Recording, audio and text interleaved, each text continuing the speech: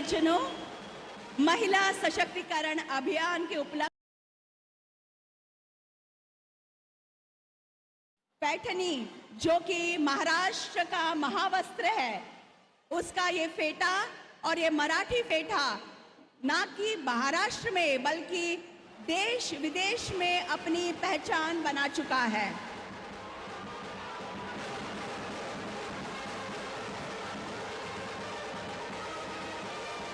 प्रेमाचं प्रतीक या फुलांचा स्वीकार झालेला आहे और अब ठाणे के श्री कोपनेश्वर माता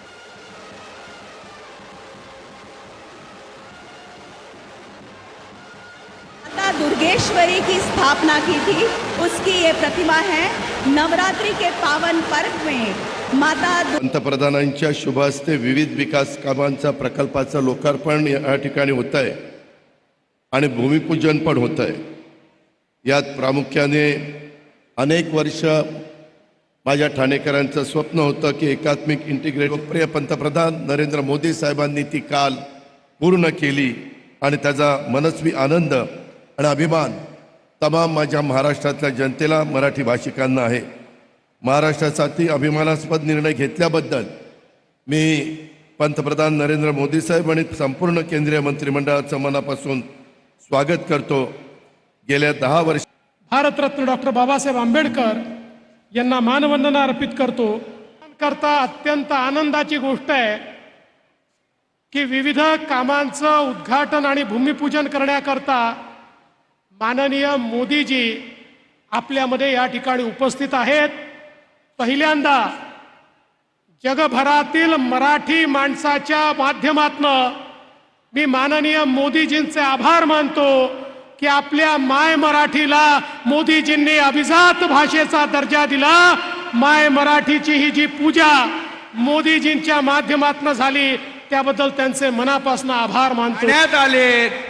मी तुम्हा ठाणेकरांच्या वतीने त्यांचं मनापासून रायगडसाठी आजचा दिवस खूप महत्त्वाचा आहे। इंटरनल मेट्रो होते 29 किलोमीटरची, ठाण्याची वाहतूक कोंडी दूर होती आहे। ठाणे महापालिकेच्या आयकॉनिक बिल्डिंग इमारतीचा पायाभरणी होती आहे। सध्याच्या फ्रीवेला खेडानगर ते ठाण्यापर्यंत आपण आणतोय। ठाणे ते मुंबई हा प्रवास सुसाट होणार आहे। नवी मुंबई एअरपोर्ट साठी आता टेक ऑफ साठी सज्ज झालेला आज नंबर 1 ला आहे। हा आपला अभिमान है आणि म्हणून महाराष्ट्र को भी फायदा होगा। आज जाते जाते मैं सिर्फ इतना ही कहूंगा, मोदी जी आपके नेतृत्व में शिखर पर है राष्ट्र। मोदी जी आपके नेतृत्व में शिखर पर है राष्ट्र।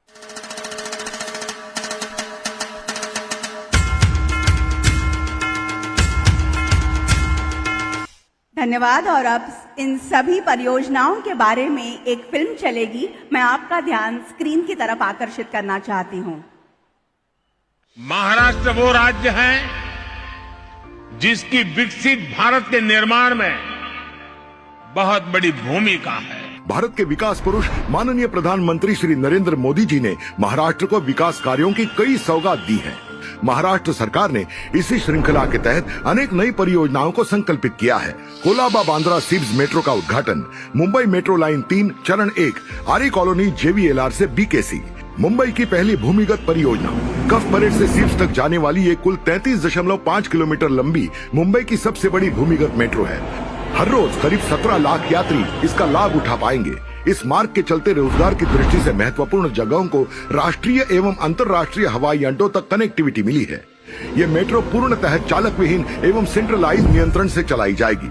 मेट्रो 3 के आरंभ से BKC तक के चरण का उद्घाटन आज माननीय प्रधानमंत्री श्री नरेंद्र मोदी जी के शुभ हाथों से किया जा रहा है। ठाणे शहर में सर्कुलर मेट्रो रेल परियोजना का भूमि पूजन, 12,200 करोड़ की लागत से बनने वाली ठाणे इंटीग्रल रिंग मेट्रो परियोजना, 29 किलोमीटर लंबी इस इंटीग्रल रिंग मेट्रो लाइन में 26 किलोमीटर के एलिवेटेड सेक्शन में 20 स्टेशन होंगे और 3 किलोमीटर के भूमिगत खंड में 2 स्टेशन होंगे। रोजाना लगभग 6 से 9 लाख यात्रियों की सवारी का अनुमान है। न्यू ठाणे और ठाणे जंक्शन स्टेशन भारतीय रेल और लोकल ट्रेन से जुड़ेंगे, जबकि 3 स्टेशन मुंबई मेट्रो लाइनों से भी जुड़ेंगे, जिससे ठाणे मुंबई यात्रा और भी सरल होगी। माननीय प्रधानमंत्री जी के नेतृत्व में ठाणे इंटीग्रल रिंग मेट्रो परियोजना एक नई क्रांति लेकर आएगी। खेड़ा नगर घाटकोपर से आनंद नगर ठाणे तक एलिवेटेड ईस्टर्न फ्रीवे का विस्तारीकरण। ये एक्सटेंशन खेड़ा नगर घाटकोपर से आनंद नगर ठाणे तक फैला होगा, जिसकी कुल लंबाई 13 किलोमीटर से भी अधिक है। दोनों दिशाओं में 3-3 लेन का निर्माण किया जाएगा और ठाणे ऐरोली जंक्शन और कांजूर मार्ग जंक्शन पर रैम्स की सुविधा उपलब्ध कराई जाएगी। इस प्रोजेक्ट का सबसे बड़ा फायदा यह है कि यह मुंबई और ठाणे के लिए एक सीमलेस रिंग रूट तैयार करेगा। इससे न केवल मुंबई के पूर्वी उपनगर और नवी मुंबई के निवासियों को सीधा लाभ होगा, बल्कि ठाणे के आगे के इलाकों तक के यात्रियों की भी समय और ईंधन की भारी बचत होगी। ये परियोजना 3,300 करोड़ रुपए से अधिक की लागत से तैयार की जा रही है। नैना शहरी नियोजन योजनाओं के तहत बुनियादी ढांचे के कार्यों का शिलान्यास। महाराष्ट्र सरकार द्वारा संकल्पित Navi Mumbai airport influence notified area NAINA का उद्देश्य आगामी नवी मुंबई अंतर्राष्ट्रीय हवाई अड्डे के आसपास के क्षेत्र का नियंत्रित विकास करना है। टीपीएस के अंतर्गत 45 मीटर और 60 मीटर चौड़ाई की मुख्य सड़कें, महत्वपूर्ण जंक्शन और नदियों पर 9 फ्लाईओवर और पुलों के साथ नहरों पर छोटे पुलों का समावेश है। वर्तमान परियोजना सबसे बड़ी शहर विकास परियोजनाओं में से एक है। नैना टीपीएस 2 से 7 के पहले विकास पैकेज की आधारशिला माननीय प्रधानमंत्री श्री नरेंद्र मोदी जी के शुभ हाथों द्वारा रखी जा रही है। ठाणे नगर निगम की नई बिल्डिंग का भूमि पूजन। टीएमसी का विस्तृत क्षेत्र एवं सेवाओं में विस्तार देखते हुए टीएमसी अपने नए मुख्यालय की नींव रखने जा रही है। एक किले के स्वरूप इस वास्तु की रचना होने जा रही है। इस महत्वाकांक्षी परियोजना का केंद्र बिंदु एक विशाल 32 मंजिला इमारत होगी, जो इतिहास का महत्व और आधुनिक कार्य क्षमता दोनों का संगम दर्शाती है। मुख्य टावर के अलावा एक 5 मंजिला हॉल भी होगा। इस परियोजना की नींव युग पुरुष भारत के प्रधानमंत्री माननीय श्री नरेंद्र मोदी जी के कर कमलों से रखी जा रही है। मुख्यमंत्री माझी लाड़की बहन योजना के लाभार्थियों का गौरव। भारत को विकसित देश बनाने के लिए जिस तरह इंफ्रास्ट्रक्चर का निर्माण जरूरी है, उतना ही जरूरी है महिलाओं का सशक्तिकरण। भारत के दूरदर्शी प्रधानमंत्री माननीय श्री नरेंद्र मोदी जी इस बात को भली भांति समझते हैं और भारत के महिला सशक्तिकरण के लिए कई ठोस कदम उठा चुके हैं। इसी राष्ट्र कार्य से प्रेरित होकर माननीय मुख्यमंत्री श्री एकनाथ शिंदे जी, माननीय उप मुख्यमंत्री श्री देवेंद्र फडणवीस जी, माननीय उप मुख्यमंत्री श्री अजित दादा पवार जी की अगुवाई में कार्यशील महाराष्ट्र सरकार ने मुख्यमंत्री माझी लाड़की बहन योजना की शुरुआत की है।